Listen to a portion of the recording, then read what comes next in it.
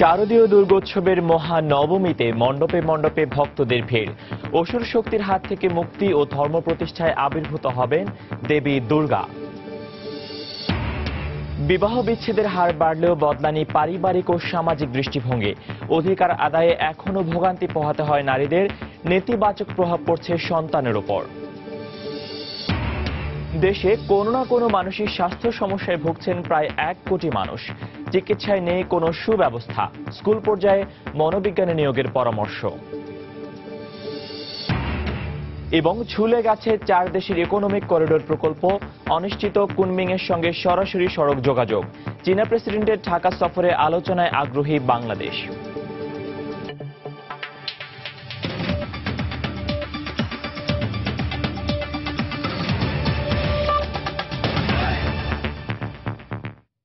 সময় সংবাদের সঙ্গে আছি আমি ফয়সাল মোর্শেদ।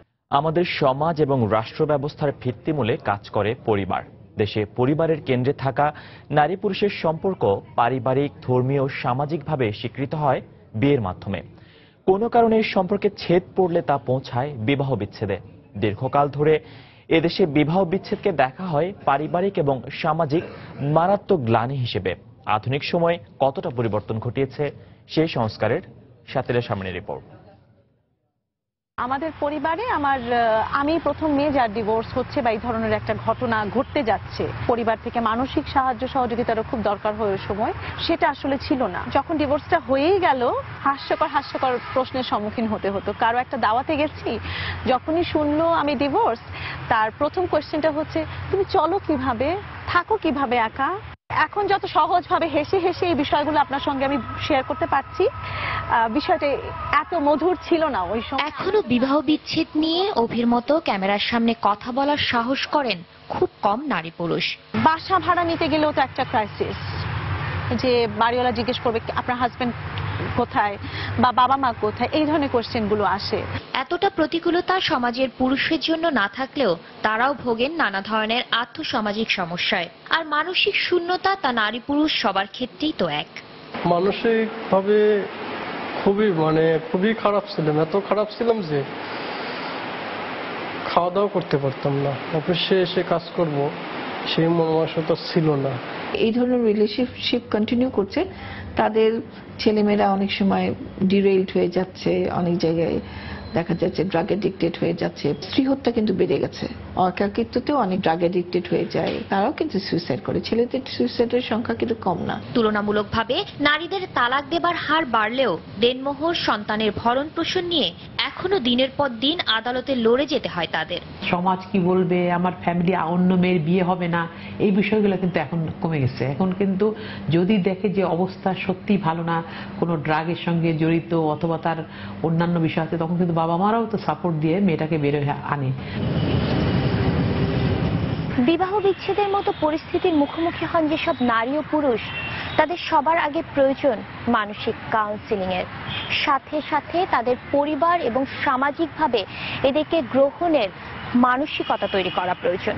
আর তাহলেই বিবাহ বিচ্ছেদের মতো সমস্যা একটি সামাজিক সমস্যা না থেকে বরঞ্চ একটি সুন্দর জীবন গঠনের উপায় হিসেবে চিহ্নিত হবে। শাতিলা শারমিন, সময় সংবাদ, ঢাকা। এদিকে স্বামীর নির্যাতন, বাল্যবিয়ে, যৌতুক সহ নানা কারণে তালাকপ্রাপ্ত নারীদের আইনি সহায়তা দিচ্ছে Bangladesh legal aid and services trust সহ কয়েকটি এনজিও। মনোবিজ্ঞানীরা বলছেন, সামাজিক এসব সমস্যা থেকে স্থায়ীভাবে মুক্তি পেতে বেশ কয়েকটি বিষয়ে নজর দেয়া জরুরি। হাবিবুর রহমান পাপ্পুর ছবিতে বিস্তারিত জানাচ্ছেন সাইফুর রহমান রকি। বছর 4 আগে রাজশাহী কলেজে ডিগ্রি পড়াকালীন জেলি খাতুনের পরিচয় হয় আলী নামের এক সহপাঠীর সাথে। ভালো বন্ধুত্ব থেকে এক পর্যায়ে তা ভালোবাসায় রূপ নেয়। এরপর পরিবারকে না জানিয়ে বিয়ে করেন তারা। কিন্তু পরবর্তীতে ঘটনা জানাজানি হলে জেলিকে তালাক দিয়ে আলীকে অন্যত্র বিয়ে দিয়ে দেয় তার পরিবার। 1-2 করে জীবন থেকে 4 বছর হারিয়ে গেলেও জেলি এখনো পথ চেয়ে আছে প্রিয় মানুষটির। 4 বছর হলো আমি আমার মায়ের কাছেই থাকি, আমার মাকে নিয়ে আমার জীবনটা এখন বর্তমানে চলছে আর কি।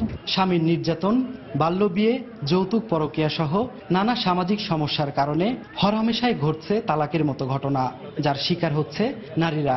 অনেকে চক্ষু লজ্জার ভয়ে কথা বলতে রাজি নন। এখন পর্যন্ত আমি আমার স্বামীর অপেক্ষাতে আছি, সে যদি এখনো আসে আমি তাকে নিব, কিন্তু মনে হয় না যে সে আর আসবে, কারণ সে তো আবার বিয়ে করেছে। Bangladesh legal aid and services trust ব্লাস্টের আইনজীবীদের দাবি, তালাকপ্রাপ্ত নারীদের সঠিক দিক নির্দেশনার পাশাপাশি সব ধরনের আইনি সহায়তা দিচ্ছেন তারা। যাবতীয় যে খরচগুলি, কাগজপত্র খরচ, আইনজীবী অনারিয়াম যেটা, সবগুলি আমরা বেয়ার করে থাকি। মহারণা এবং খরপোশ সেটা আমরা আদায় করার চেষ্টা করি সালিসের মাধ্যমে। সালিসের যদি আপোষ নাই হয় তখন আমরা কোর্টের মাধ্যমে মামলা করি। মনোবিজ্ঞানীরা বলছেন, সামাজিকভাবে সচেতনতা বাড়ানোর পাশাপাশি এসব সমস্যার স্থায়ী সমাধানে কয়েকটি বিষয়ে নজর দেওয়া জরুরি। জেনারেশনের যে গ্যাপটা থাকে সেই গ্যাপে যেন বিয়ে শাদী না দেওয়া হয়। বাল্য বিবাহটা তো অবশ্যই বন্ধ করতে হবে। ব্লাস্টের দেয়া তথ্য অনুযায়ী গেল 1 বছরে রাজশাহীতে এ সংক্রান্ত অভিযোগ গ্রহণ করেছে 660টি। এর মধ্যে সালিশের মাধ্যমে মীমাংসা হয়েছে 232টি, আর 350 মামলার মধ্যে নিষ্পত্তি হয়েছে 250টির। সাইফুর রহমান রকি, সময় সংবাদ, রাজশাহী। এবার দুর্গাপূজার খবর।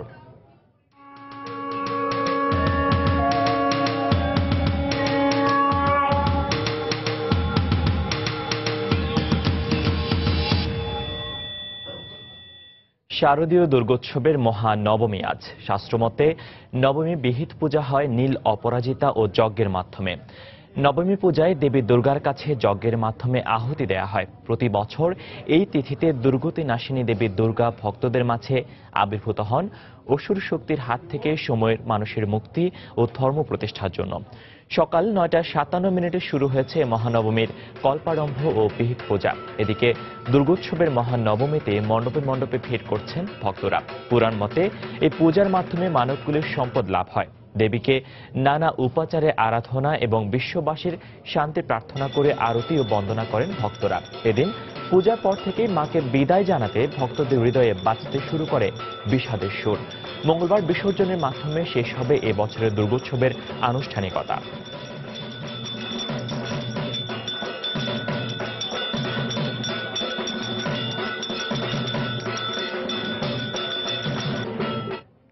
এই মুহূর্তে রাজধানীর ঢাকেশ্বরী মন্দিরে আছেন সহকর্মী পারমিতা হিম।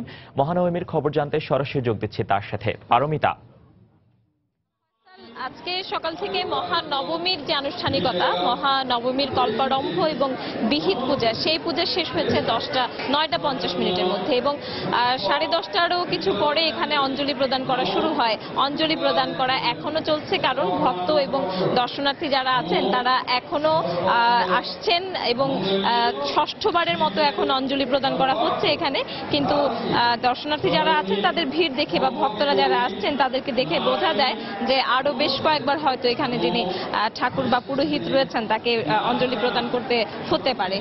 তো এখানে সকাল থেকেই ভক্তদের ভিড় যেমন আছে, দর্শনার্থীরা যেমন আসছেন, সেই সঙ্গে কিন্তু বিভিন্ন ধর্মাবলম্বীরাও আসছেন এবং কিছুক্ষণ আগে ঢাকেশ্বরী জাতীয় মন্দিরে বিভিন্ন ধরনের বিশিষ্ট ব্যক্তিরাও এসে থাকেন।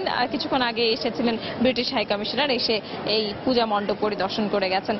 যেহেতু এটি জাতীয় পূজা মণ্ডপ, যার ফলে এখানে নানা ধরনের মানুষের সমাগম সবসময় ঘটে এবং এই জন্য এখানে আইন শৃঙ্খলা রক্ষা বাহিনীর যে কড়াকড়ি সেটিও কিন্তু আমরা খুব বেশি দেখতে পাচ্ছি। বিশেষ করে প্রবেশ দ্বারগুলোতে বিপুল পরিমাণ আইন শৃঙ্খলা রক্ষা বাহিনীর সদস্যরা আছেন। সেই সঙ্গে যে নিরাপত্তা দ্বার বসানো হয়েছে সেখানে প্রত্যেকেই কিন্তু বেশ ভালোভাবেই চেক করে তারপরে এখানে ঢুকতে দেওয়া হচ্ছে। তো এত কিছুর পরেও এখানে প্রবেশদ্বারে একটু কড়াকড়ি আরোপের পরেও দেখছি এখানে বিভিন্ন ধর্মের মানুষেরা এসেছেন এবং হিন্দু ধর্মাবলম্বীরা তো আছেন। যেহেতু মহানবমী মহাদশমীর ঠিক আগের দিন এবং আসলে এই দুর্গাপূজার যে বিসর্জন, সেই বিসর্জন দিয়ে ফেলা হবে আগামীকালই এবং তার ঠিক আগ মুহূর্তে এই সময়ে আজকেই কিন্তু যারা বিভিন্ন পূজা মণ্ডপ ঘুরবেন বা বিভিন্ন জায়গায় যেতে চান বা দেবী দর্শন করতে চান তারা আসছেন। অন্যান্য ধর্মাবলম্বীরা যাদের আগ্রহ রয়েছে এই হিন্দু ধর্মাবলম্বীদের এই পূজা বা আচার অনুষ্ঠান নিয়ে, তারা আসছেন দেখতে এবং হিন্দু ধর্মাবলম্বীরা তো আছেনই, তারা আসছেন তাদের শ্রদ্ধা জানাতে, সম্মান জানাতে এবং তারা প্রার্থনা করছেন তাদের যে মনস্কামনা রয়েছে, এক একজনের এক এক রকম সেই মনস্কামনা তারা জানাচ্ছেন দেবীকে। তো আজকে যেটি দেখেছি যে অন্যান্য দিন যেমন নারীদের উপস্থিতি বা একটু বয়স্কদের উপস্থিতি বেশি ছিল, আজকে কিন্তু সেই সঙ্গে সপরিবারে আসার বিষয়টি সবচেয়ে বেশি দেখেছে এবং আপনিও নিশ্চয়ই দেখতে পাবেন যে ছোট পরিবারের ছোট সদস্য এবং বৃদ্ধ সদস্য সবাই কিন্তু একসঙ্গে মন্দির প্রাঙ্গণে এসেছেন। তো আজকের মূলত যেহেতু এই পুরো দেবী দুর্গার যে পুজো, সেই পুজোতে কিন্তু অনেক ধরনের আনুষ্ঠানিকতা, আচার আনুষ্ঠানিকতার প্রত্যেকটিরই আবার এক একটি মর্মার্থ আছে, বা এক একটি এই মহাসপ্তমী, মহাষষ্ঠী কিংবা মহা অষ্টমী, মহানবমীর দিনগুলোতে এক এক দিন এক একটি শক্তির, দেবীর এক একটি শক্তির আরাধনা করা হয়।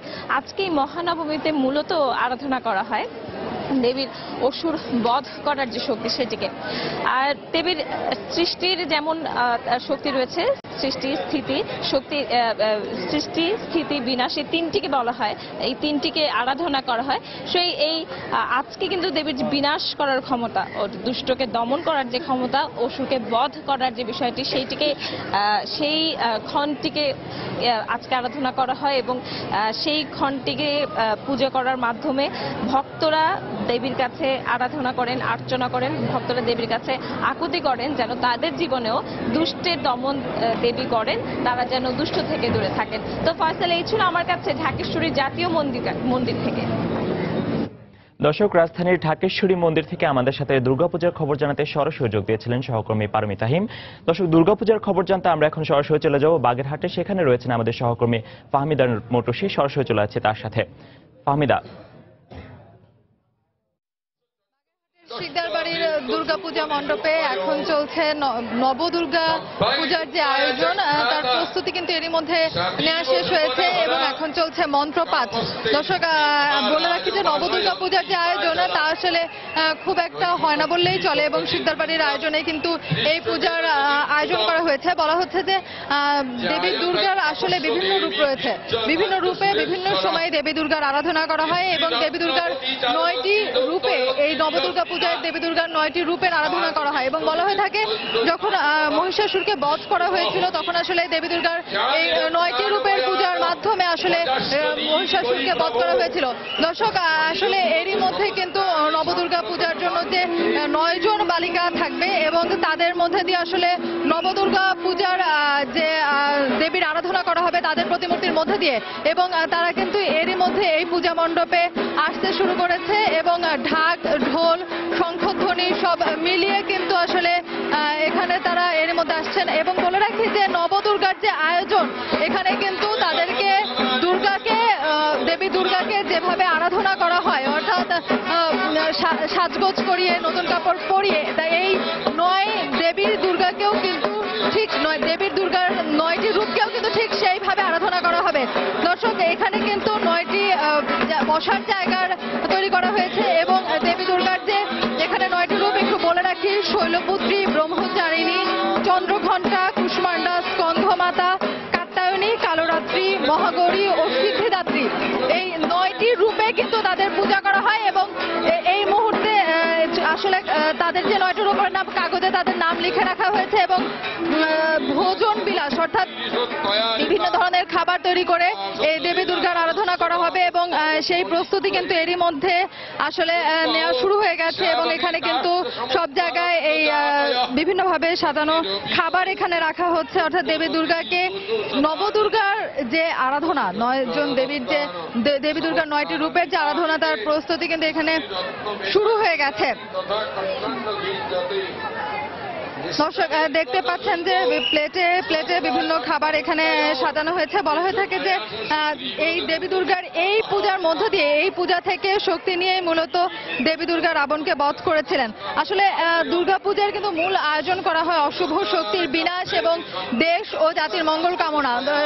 মহিষাসুরকে আসলে মহিষাসুর যেমন শক্তিশালী হয়ে উঠেছেন, অর্থাৎ অশুভ শক্তিশালী হয়ে উঠেছিলেন, দেবী দুর্গা কিন্তু পৃথিবীতে এসে তাকে বধ করেছিলেন এবং বিভিন্ন সময় যে আরাধনার মধ্য দিয়ে আসলে দেবী দুর্গার বিভিন্ন রূপের আরাধনার মধ্য দিয়ে আসলে এই দুর্গা পূজা আয়োজন করা হয়ে থাকে। এবং নবদুর্গা পূজার যে আয়োজন, বলে রাখি দর্শক, এই নবদুর্গা পূজা কিন্তু আসলে খুব বেশি একটা আসলে আয়োজন করা হয় না। মহানবমীর দিনে সাধারণত নবমীর যেসব আনুষ্ঠানিকতা আছে সেসবের মধ্য দিয়ে, নবমীর আনুষ্ঠানিকতার মধ্য দিয়েই এই পূজা শেষ করা হয়ে থাকে। কিন্তু শিকদার বাড়িতে কিন্তু সব ধরনের আচার অনুষ্ঠান মেনে দুর্গাপূজার আয়োজন করা হয়েছে এবং তারই ধারাবাহিকতায় আজকে নবদুর্গা পূজার আয়োজন করা হয়েছে।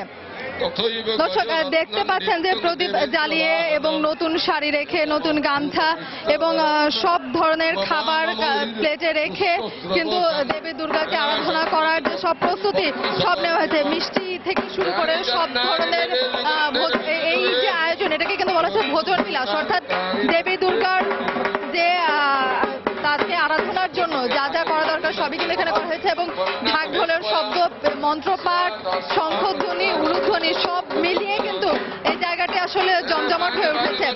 দর্শক, শিকদার বাড়ির পরিবারের যেসব সদস্য আছেন তারা কিন্তু এরই মধ্যে এখানে এসে পৌঁছেছেন এবং তারাই কিন্তু আসলে এই যে মূল আয়োজন তা করেছেন।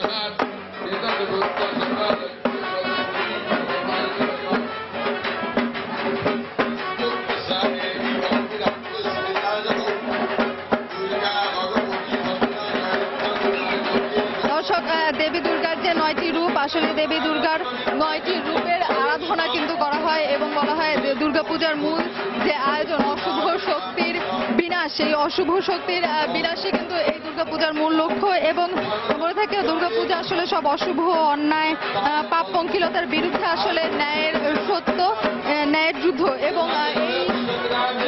এই আসলে দুর্গতি থেকে দুর্গতি নাশিনী দেবী কিন্তু দুর্গাকে এই জন্যই বলা হয় এবং চলছে নবদুর্গা পূজা। দর্শক, বাগেরহাটের শিকদার বাড়ির পূজা মণ্ডপ থেকে ছিল আমার কাছে সবশেষ।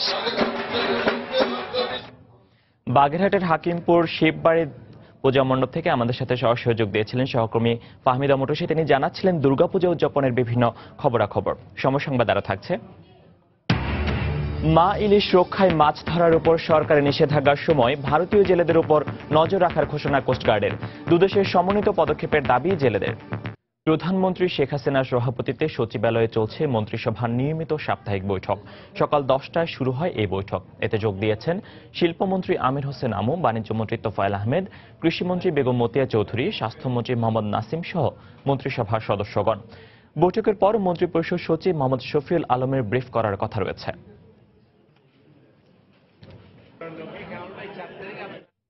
ব্রিটেনের বিরোধী দল লেবার পার্টির ছায়া মন্ত্রিসভায় শিক্ষামন্ত্রী হিসেবে দায়িত্ব পেয়েছেন বঙ্গবন্ধুর নাতনি টিউলিপ সিদ্দিক।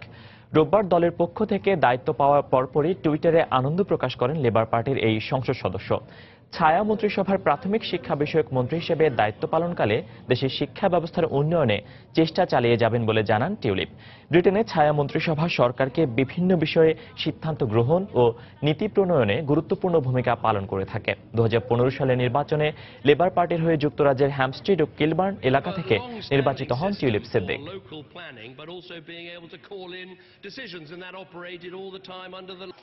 গাইবান্ধায় খাদ্য বান্ধব কর্মসূচিতে অনিয়মের অভিযোগে ইউনিয়ন পরিষদের এক সদস্য সহ 2 জনের নামে সদর থানায় অভিযোগ দায়ের করা হয়েছে। সদর উপজেলা খাদ্য নিয়ন্ত্রক এই অভিযোগ দায়ের করেন। রোববার রাতে সদর থানায় দায়ের করা অভিযোগে উল্লেখ করা হয়, বিত্তবান এক ব্যক্তির নাম কর্মসূচিতে তালিকাবদ্ধ রয়েছে। মূলত হতদরিদ্র মানুষের জন্য মাসে 10 টাকা কেজি করে চাল বিতরণের কর্মসূচি হাতে নিয়েছে সরকার। কর্মসূচিতে স্থানীয় জনপ্রতিনিধিরা নিজেদের ইচ্ছে মতো তালিকা প্রণয়ন এবং ব্যবসায়ীদের নামে তালিকা করার মতো অনিয়মের অভিযোগ ওঠে। এসব তথ্য উপজেলা খাদ্য নিয়ন্ত্রকের কাছে পৌঁছালে তিনি গতকাল তাৎক্ষণিকভাবে ব্যবস্থা গ্রহণ করেন। এখনো পর্যন্ত গাইবান্ধার সদর উপজেলার মালিবাড়ি ইউনিয়নের প্রায় 1400 পরিবারকে এই কর্মসূচির আওতায় আনা হয়েছে। সময় সংবাদে আরো থাকছে। মার্কিন প্রেসিডেন্ট নির্বাচনে দ্বিতীয় বিতর্কেও দর্শক জরিপে জয়ী হিলারি। আবারও আলোচনায় ট্রাম্পের নারী বিদ্বেষী মন্তব্য। মিয়ানমারের অনাগ্রহের কারণেই শেষ পর্যন্ত ঝুলে যেতে বসেছে 4 দেশের ইকোনমিক করিডোর করার প্রকল্প BCIM। চট্টগ্রামের সঙ্গে কুনমিংয়ে সরাসরি সড়ক যোগাযোগের ব্যাপারে চীনের ব্যবসায়ীরা আগ্রহী হলেও শেষ পর্যন্ত এই প্রকল্প অনিশ্চিত হয়ে পড়তে পারে বলে মনে করছেন যোগাযোগ বিশেষজ্ঞরা। তবে সমস্যা সমাধানে কূটনৈতিক তৎপরতা চলছে বলে জানিয়েছে পররাষ্ট্র মন্ত্রণালয়। বিষয়টি আলোচনায় আসতে পারে চলতি সপ্তাহে চীনের প্রেসিডেন্টের ঢাকা সফরেও। চীন ঘুরে এসে এহসান জুয়েলের রিপোর্ট। 2000 বছরের পুরনো সিল্ক রোডের অনুপ্রেরণায় 2013 সালে বাংলাদেশ, চীন, ভারত ও মিয়ানমার নিয়ে আঞ্চলিক ইকোনমিক করিডোর BCIM গড়ার প্রকল্প হাতে নেওয়া হয় বিশ্বের দ্বিতীয় অর্থনৈতিক পরাশক্তি চীনের উদ্যোগে। এরপর 2 দফা বৈঠকও করেন 4 দেশের প্রতিনিধিরা। এই প্রকল্পের ফলে চট্টগ্রাম বন্দরের পণ্য কক্সবাজার, টেকনাফ, মিয়ানমারের আকিয়াব, মান্দালয় হয়ে চীনের কুনমিং পর্যন্ত যেতে পারবে সড়ক পথেই। 4 দেশের পোশাক, চামড়া, তথ্য প্রযুক্তি ও জাহাজ নির্মাণ শিল্প বিকশিত হওয়ার পাশাপাশি এর সুফল পাবেন 16.5 লাখ বর্গ কিলোমিটার বিশাল অঞ্চলের 44 কোটি মানুষ। বাংলাদেশকে আমরা আমাদের বাণিজ্যিক সহযোগী দেশ হিসেবে বিবেচনা করি। BCIM প্রকল্প বাস্তবায়ন হলে দুদেশের ব্যবসায়ীদেরই লাভবান হওয়ার সুযোগ রয়েছে, তাই আমরা চাই দ্রুত এটি বাস্তবায়ন হোক। তবে এই প্রকল্প বাস্তবায়নের ব্যাপারে মিয়ানমারের আগ্রহ কম থাকায় দেশটির সড়কপথ ব্যবহার করে বাংলাদেশের চীনে যাওয়ার সম্ভাবনা কমে গেছে বলে মনে করছেন যোগাযোগ বিশেষজ্ঞরা। সবচেয়ে গুরুত্বপূর্ণ পার্টনার কিন্তু মায়ানমার। সে কৌশলগত কারণেই এখন বাণিজ্যের স্বার্থে সে তার ডিপ সি পোর্টটাকে পপুলার করার জন্য যে সম্ভাবনাটা আমাদের ছিল, সেই সম্ভাবনার ক্ষেত্রটা অনেক কমে গেছে। তবে পররাষ্ট্র মন্ত্রণালয়ের পক্ষ থেকে বলা হচ্ছে এ বিষয়ে চীনকে সক্রিয় করে মিয়ানমারকে আগ্রহী করতে কাজ করছে বাংলাদেশ। কুন্দুম পর্যন্ত কক্সবাজার এখানে রেল লাইনের প্রকল্প অনুমোদন হয়ে গেছে, কিন্তু সড়ক আছে, কিন্তু ওখানে রাখাইন স্টেটে প্রায় 26 কিলোমিটারের মিসিং লিঙ্ক আছে। এই লিঙ্কটুকু রিস্টাবলিশ করার জন্য আমরা ভারত এবং চায়না দুজনকেই আমরা অনুরোধ করেছি, তারা যখন এনগেজড হবেন তাদের সাথে কোনো ডিসকাশনে এই প্রসঙ্গটা যেন আসে। আগামী ডিসেম্বরে 4 দেশের প্রতিনিধিদের এ বিষয়ে ভারতে একটি বৈঠক হওয়ার কথা রয়েছে। এছাড়া চীনের প্রেসিডেন্টের বাংলাদেশ সফরেও বিষয়টিকে বিশেষ গুরুত্ব দেওয়া হবে। এক ইউরোপের মতো এক এশিয়ার স্বপ্ন যারা দেখছেন তারা বলছেন চীনের কুনমিং এর সঙ্গে বাংলাদেশের চট্টগ্রামে সড়ক যোগাযোগ তৈরি করা গেলে তা শুধু ব্যবসা বাণিজ্যে ইতিবাচক প্রভাব ফেলবে না, দুদেশের মধ্যে তৈরি করবে বিনিয়োগের আস্থাশীল পরিবেশ। আর মধ্যম আয়ের পথে বাংলাদেশের যে যাত্রা, তাতে এ ধরনের আন্তর্জাতিক সড়ক কাঠামো তৈরি করার উপর গুরুত্ব দিচ্ছেন সকলেই। কুনমিং থেকে এহসান জুয়েল, সময় সংবাদ, চীন। লক্ষ্মীপুরের রায়পুরে গুলিতে একজন নিহত হয়েছে। পুলিশ বলছে বন্দুকযুদ্ধে তার মৃত্যু হয়। পুলিশ জানায় গতরাতে ডাকাত সর্দার রাজনকে গ্রেফতারের পর উত্তর কেরওয়া গ্রামে অস্ত্র উদ্ধারে গেলে তার সহযোগীরা পুলিশকে লক্ষ্য করে গুলি ছোড়ে। পুলিশও পাল্টা গুলি চালালে শুরু হয় বন্দুকযুদ্ধ। এ সময় অন্য ডাকাতরা পালিয়ে গেলেও রাজনকে গুলিবিদ্ধ অবস্থায় উদ্ধার করা হয়। আহত অবস্থায় লক্ষ্মীপুর সদর হাসপাতালে নেয়ার পর তাকে মৃত ঘোষণা করেন চিকিৎসক। নিহতের বিরুদ্ধে ডাকাতির একাধিক মামলা রয়েছে বলে জানিয়েছে পুলিশ। ইলিশ রক্ষায় প্রতি বছর প্রজনন মৌসুমে নদী ও সমুদ্রে মাছ ধরার উপর নিষেধাজ্ঞা আরোপ করে সরকার। সে অনুযায়ী আগামী 12 অক্টোবর থেকে আবারও শুরু হচ্ছে সরকারি নিষেধাজ্ঞা। তবে জেলেদের দাবি, এ সময় তারা মাছ শিকার বন্ধ রাখলেও নিষেধাজ্ঞা মানেন না ভারতীয় জেলেরা। এই অবস্থায় দুদেশ সমন্বিত পদক্ষেপ নিলে ইলিশের বৃদ্ধি দ্বিগুণ হবে বলে প্রত্যাশা তাদের। কোস্টগার্ড বলছে নিষেধাজ্ঞার সময় বাংলাদেশি জলসীমায় মাছ শিকার বন্ধে ব্যবস্থা নেওয়া হবে। এম আজিমের তথ্য ও SM সিফাতের ছবি নিয়ে ডেস্ক রিপোর্ট। বিগত বছরগুলোতে প্রজনন মৌসুমে মাছ শিকারে নিষেধাজ্ঞার ফলে নদী ও সমুদ্রে বেড়েছে ইলিশের পরিমাণ। এই সময় মাছ ধরা থেকে বিরত থাকেন উপকূলের জেলেরা। কিন্তু মা ইলিশ বাংলাদেশের জলসীমায় থেমে থাকে না, ডিম ছাড়ার জন্য ভারতীয় জলসীমায়ও বিচরণ করে। জেলেদের মতে দু দেশে যৌথভাবে মাছ ধরা বন্ধ করা গেলে ইলিশে ভরে যাবে সমুদ্র। এছাড়া এই সময় বাংলাদেশি জেলেরা মাছ না ধরায় ফাঁকা থাকে সমুদ্র। এই সুযোগে দেশের সীমানায় ঢুকে ভারতীয় জেলেরা মাছ শিকার করে বলে দাবি জেলেদের। ভারতে মাছ ধরা ঠিকই চলছে, বাংলাদেশে অবরোধ দিয়েছে, তাইলে এই মাছ তো আর বেড়া দেওয়া নাই যে ভারতে যাবে না বা বাংলাদেশে আসবে না, কিন্তু একই টাইমে মাছ অবরোধ না দিলে তো এই মাছ থাকবে না। ভারত বাংলাদেশ কেউ যদি মাছ না ধরে তাই সাগরের মাছ বাড়িবে। আমরা চাই সামনে অবরোধের সময় যেন ভারতীয় জেলে ভাইরা বাংলাদেশে এসে কোনোভাবে মাছ ধরে না নিয়ে যাইতে পারে। অবশ্য কোস্টগার্ডের এই কর্মকর্তা বলছেন অবরোধের সময় বাংলাদেশি জলসীমায় যাতে কোনো ভারতীয় মাছ ধরা ট্রলার না ঢুকতে পারে সে ব্যাপারে পদক্ষেপ নেওয়া হবে। গভীর সমুদ্র এবং বন্দর আমাদের নজরদারির মধ্যে থাকবে। কোনো প্রকার ট্রলার বা মাছ ধরা নৌকা সমুদ্রে বা নদী বন্দরের মৎস্য শিকার করতে পারবে না। গত বছর সফলভাবে আমরা মা ইলিশ সংরক্ষণ এবং জাটকা নিধন প্রতিরোধ করেছি। এ ব্যাপারে আমরা আরো বেশি তৎপর থাকব। বিগত বছরগুলোতে 10 থেকে 15 দিন নিষেধাজ্ঞা থাকলেও এই বছর 22 দিন বন্ধ থাকবে মাছ ধরা। সময় সংবাদ, বরগুনা। দেশের বাইরের খবর। যুক্তরাষ্ট্রের প্রেসিডেন্ট নির্বাচনকে সামনে রেখে দ্বিতীয়বারের বিতর্কেও দর্শক জরিপে জয়ী হয়েছেন ডেমোক্র্যাট প্রার্থী হিলারি ক্লিন্টন। স্থানীয় সময় রোববার রাত 9টায় মিসৌরি অঙ্গরাজ্যের ওয়াশিংটন বিশ্ববিদ্যালয়ে এই বিতর্কে মুখোমুখি হন হিলারি ও ট্রাম্প। এবিসি টেলিভিশনের মার্থা রাটাস ও সিএনএন-এর অ্যান্ডারসন কুপারের যৌথ সঞ্চালনায় হিলারির প্রতি দর্শকদের প্রশ্নের মধ্য দিয়ে বিতর্ক শুরু হয়। শিক্ষা ব্যবস্থা নিয়ে হিলারি কথা বলার পরই নারীদের হেয় করে বক্তব্য দেওয়ার বিষয়ে ট্রাম্পকে প্রশ্ন করেন দর্শক। ওই বক্তব্যকে অনানুষ্ঠানিক আলোচনার অংশ উল্লেখ করে এর জন্য ক্ষমা চেয়েছেন বলে জানান ট্রাম্প। তিনি নারীদের প্রতি যথেষ্ট শ্রদ্ধাশীল বলেও উল্লেখ করেন। অন্যদিকে হিলারির ইমেইল জালিয়াতি ও ওবামা কেয়ারের সমালোচনা করেন ট্রাম্প। বিতর্কে অভিবাসন, অভ্যন্তরীণ নিরাপত্তা, কর ও স্বাস্থ্য ব্যবস্থার মতো বিষয় উঠে আসে। Well, you owe the president an apology because, as you know very well, your campaign, Sidney Blumenthal, he's another real winner that you have, and he's the one that got this started along with your campaign manager, and they were on television. এই পর্যায়ে শীর্ষ সংবাদ জানিয়ে দিচ্ছি আরেকবার।